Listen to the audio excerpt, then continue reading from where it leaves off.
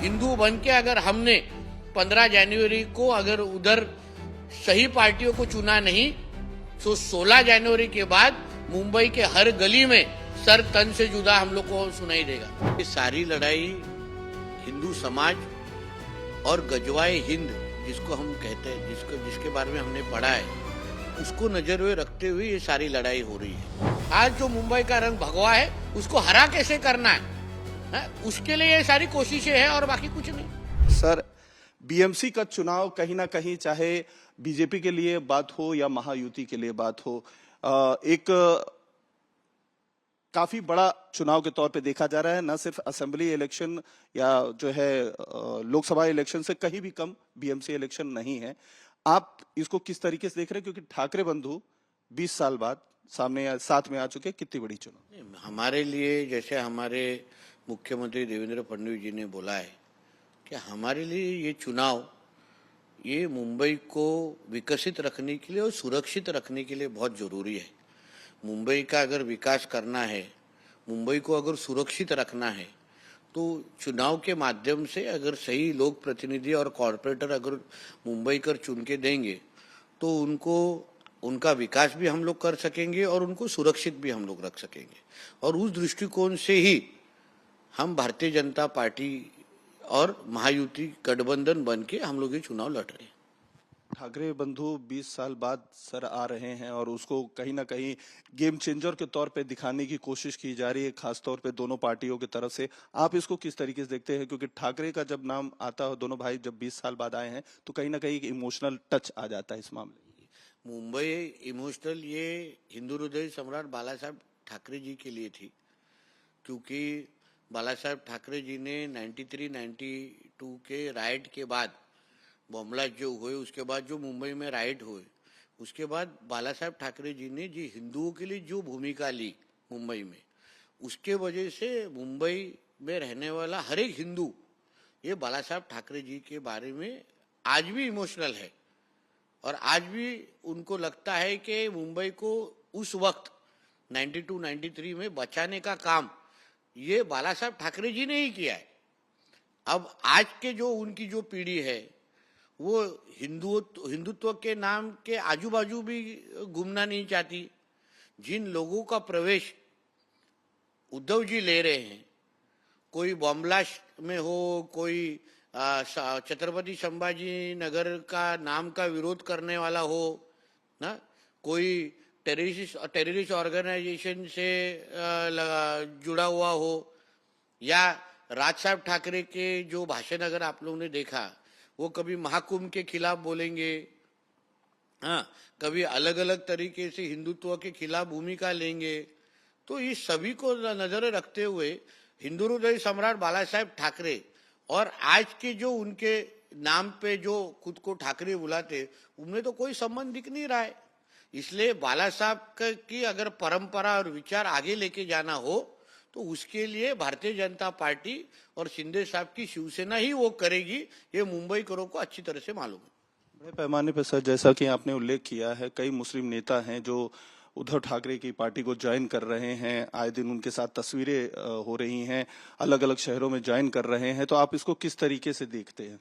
देखिए, ऐसा है कि ये सारी लड़ाई हिंदू समाज और गजवाए हिंद जिसको हम कहते हैं, जिसके बारे में हमने पढ़ा है, उसको नजर में रखते हुए ये सारी लड़ाई हो रही है। मतलब हिंदुत्व और हिंदू समाज के खिलाफ जो कोई भी हो उससे जाके हाथ मिलाना, उसके पार्टी में जाना, यही डायरेक्ट इंटेंशन ये लोग सबका दिख रहा है। फिर इनको कांग्रेस भी चलेगी, इनको उद्धव जी भी चलेगी। सिर्फ हिंदुत्व के विचार पे चलने वाले भारतीय जनता पार्टी और उनकी जो अलायंस है, उसके खिलाफ जो कोई भी होगा, जो कोई भी गजवाई हिंद को प्रोत्साहन देगा, मदद करेगा, ताकत देगा, उसको जाके हाथ मिलाना है, उसके पार्टी में जाना है और खुद चुन के आना है। तब जाके कल जाके मुंबई को, आज जो मुंबई का रंग हरा है, आज जो मुंबई का रंग भगवा है, उसको हरा कैसे करना है, उसके लिए ये सारी कोशिशें हैं और बाकी कुछ नहीं। तो क्या जो टिस की अभी रिपोर्ट 2024 की आई थी, जिसको लेकर सबसे ज्यादा चर्चा हो रही है कि मुसलमानों की जो जनसंख्या है वो काफी तेजी से बढ़ रही है और 2051 तक केवल 54% हिंदू मुंबई में रह जाएंगे। तो कहानी उसी सबसे जुड़ी हुई है और इस रिपोर्ट को कैसे देखें? देखिए अतुल जी, आपने देखा है बांग्लादेश में आज क्या हो रहा है। जहां जहां जिहादियों की सत्ता है वहां वहां हिंदुओं को कुचल कुचल के मारा जा रहा है या कि जला के तो मारा जा रहा है। जो इन लोगों ने आज लंदन जैसे शहर में किया, जो इन्होंने अभी न्यूयॉर्क में शुरुआत की है, जो इन्होंने यूरोप के बहुत सारे शहरों में शुरुआत की है, उसी तरीके का एजेंडा इनको मुंबई में भी लेके आना है। जो बांग्लादेशी और रोहिंग्या जो मुंबई में रहते हैं, आप सोचिए उद्धव ठाकरे और राज ठाकरे मराठी आनुस का बात करते हैं। एक तरफ मुंबई में मराठी आदमी कम हो रहा है और दूसरी तरफ मुसलमान की संख्या कैसी बढ़ रही है। फिर इसके लिए जिम्मेदार कौन है? किसकी सालों साल बीएमसी में सत्ता थी? अगर उद्धव ठाकरे और इन लोग की सत्ता थी तो फिर हिंदुत्व के विचार की सरकार थी, ऐसा वो बोलते हैं बीएमसी में, तो फिर तो हिंदुओं की संख्या बढ़नी चाहिए ना, मराठी लोगों की संख्या बढ़नी चाहिए। मगर उल्टा हो रहा है। जहां उद्धव ठाकरे की सरकार जहां जहां बनती है, उद्धव ठाकरे के कैंडिडेट जहां जहां चुन के आते हैं, वहां तन से जुदा जैसे नारे सुनाए जाते हैं। वहां जिहादियों की संख्या बढ़ती है, वही दिखा जा रहा है। अभी लोकसभा में जब उद्धव जी के कैंडिडेट चुन के आए, तभी जो उनकी सेलिब्रेशन हुई, उस सेलिब्रेशन में क्या था? सर तन से जुदा वाले नारे सुनाई दिए। वहां पाकिस्तान जिंदाबाद के झंडा ध्वज लहराए गए, वहां हरा गुलाल फेंका गया। तो फिर इनका जो कोई एजेंडा है हिंदुत्व और हिंदू समाज के खिलाफ, ये सब षड्यंत्र करना है। और इसके लिए अगर मुंबई में हिंदुओं को अगर सुरक्षित रहना है, इसलिए मैंने शुरुआती में जो बोला ना, विकास और सुरक्षा, हिंदुओं को अगर मुंबई में सुरक्षित रहना है तो ये चुनाव निर्णायक चुनाव है। ये चुनाव ही हमारा अस्तित्व हिंदू समाज बन के इनको सिद्ध करेगा। ये चुनाव ही बताएगा अगर हम हमारे त्योहार, हिंदुओं के त्योहार अच्छी तरह से मना सकते हैं कि नहीं।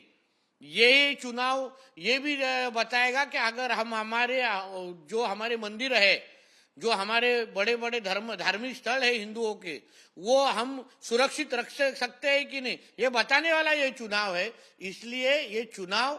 इसलिए जो टिस का जो रिपोर्ट है, ये बहुत बड़ा संदेश है कि मुंबई में रहने वाला जो बांग्लादेशी रोहिंग्या मुसलमान है, वो अगर 30% बढ़ रहा होगा तो आगे जाके अगर इन लोगों की जिहादियों की अगर सत्ता आएगी तो आप सोचिए कितना ज्यादा बढ़ के जो आज 30% है वो कल 70% हो जाएगा। सर, आपको लगता है कि मुंबई में भी अवैध तरीके से जो रोहिंग्या और बांग्लादेशी रह रहे हैं वो चुनौती है? क्योंकि कई सारे ऐसे रास्ते हैं जिनमें से बीच बीच में रिपोर्ट आती रहती है, चाहे इंटेलिजेंस की हो, चाहे मुंबई पुलिस की हो। इस तरीके के इलाके डायग्नोस किए जाते हैं या पता लगते हैं जहां पर ये बड़े पैमाने से आ रहे हैं। तो क्या ये एक चिंता का विषय है खासतौर पर मुंबई, और क्योंकि डेमोग्राफिक चेंज को लेकर भी अब रिपोर्ट सामने आने लगी? मैं अतुल जी बोलूंगी, चिंता नहीं, हमारा हिंदुओं का अस्तित्व का विषय है।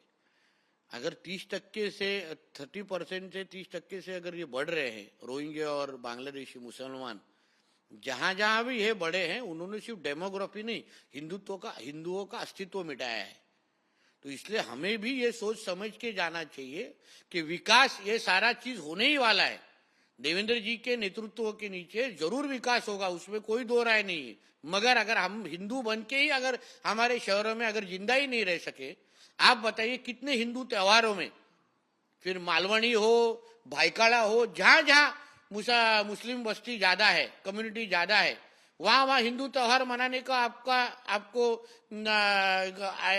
आपको किसी भी तरह का स्वतंत्र है। कोई भी ईद हो, मोहर्रम हो, तभी कोई भी पत्थर उठाता नहीं है। मगर रामनवमी आ गई तभी पथराव होता है, हमारे गणेश चतुर्थी आती है तभी पथराव होता है, हमारे होली है, हमारे अलग अलग जब हिंदुओं के त्योहार होते हैं तभी इन लोगों को अलग अलग तरीके से इनकी मांगे आती है। तभी इतने वक्त ही होली मनाना चाहिए, इतने वक्त ही पटाखे बजाने चाहिए। मगर इन लोग को जब भी मुहर्रम हो, जब भी ईद के कोई इनका हो, तभी इनको कोई भी टाइम लिमिटेशन नहीं है, चाहिए वैसे त्योहार मनाते। तो इसलिए मुंबई करों ने सोचना चाहिए कि ये जो मुंबई का जो चुनाव है ये हिंदू समाज के अस्तित्व के हिसाब से बहुत महत्वपूर्ण ये चुनाव है। हिंदुत्व के नाम पे लड़ने वाला ये चुनाव है।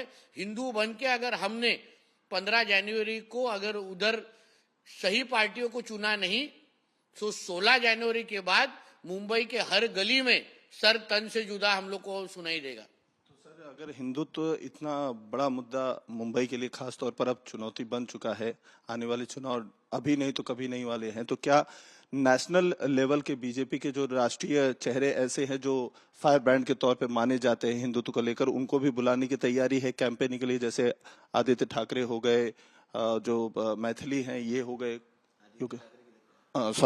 योगी आदित्यनाथ।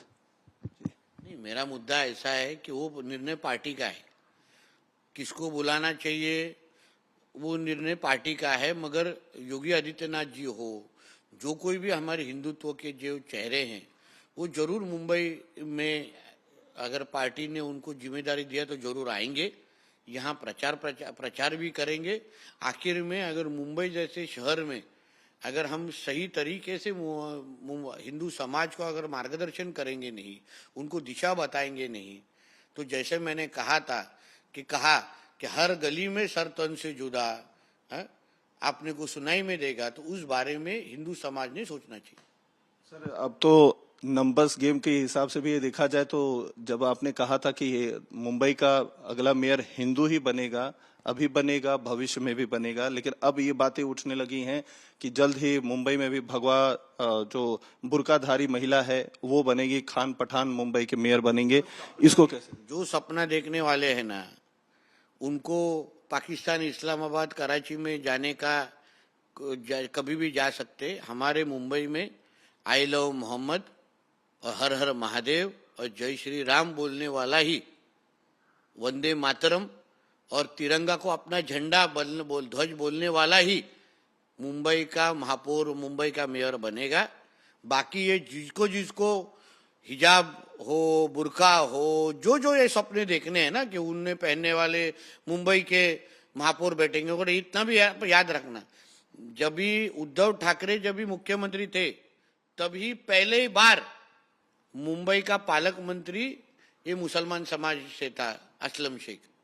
ये बहुत बड़ा संदेश था हम सभी, तभी हम लोग ने सीख लेना चाहिए था।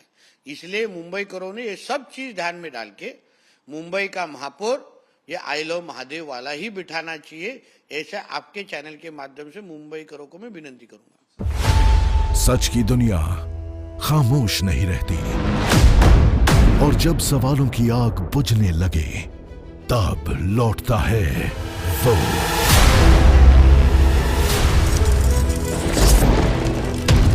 और गूंजती है जनहित की आवाज। चक्रव्यूह आपके अपने सुमित अवस्थी के साथ सोमवार से शुक्रवार शाम 6:57 पर